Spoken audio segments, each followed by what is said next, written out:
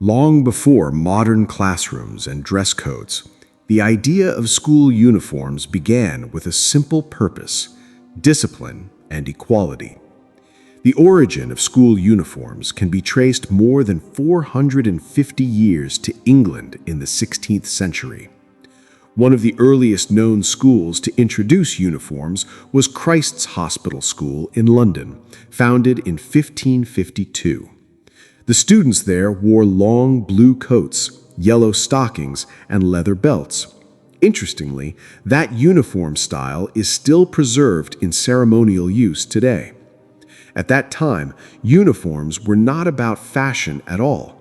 They were meant to represent humility, discipline, and charity, because many students in such schools came from poor families and were being educated through charitable institutions. As time passed, the concept spread across Britain. Elite boarding schools and private institutions adopted uniforms to create a sense of identity, pride, and tradition. Wearing the same clothing helped students feel part of a respected institution, while also reinforcing discipline and reducing visible class differences among students. During the 19th century, as the British Empire expanded, the practice of school uniforms spread to many other countries, including India, Australia, New Zealand, and parts of Africa. British-style education systems often carried the tradition of uniforms with them. In colonial countries, uniforms became associated with formal education, discipline, and academic structure.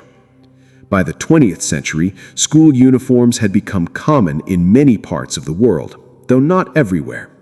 Countries like Japan adapted the concept and created their own iconic school uniform styles, inspired by military and naval dress.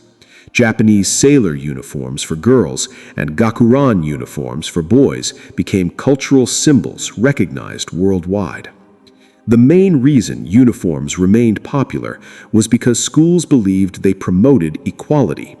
When every student wears the same clothes, economic differences become less visible.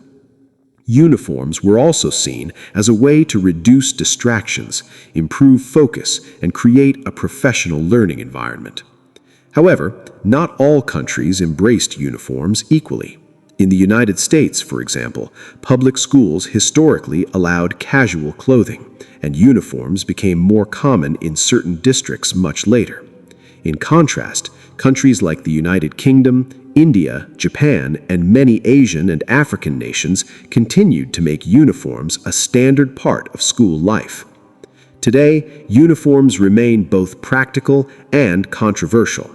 Supporters argue they reduce bullying over clothing, create discipline, and build school identity. Critics argue they limit self-expression and may not truly eliminate inequality. Despite the debate, uniforms continue to be a defining part of education systems around the world. So the next time you see a school uniform, remember, it is not just a dress code. It is a tradition that began centuries ago, rooted in charity, discipline, identity, and the belief that education should place students on equal footing, at least in appearance. From 16th century England to modern schools across the globe, the school uniform has become one of the most enduring symbols of education in history.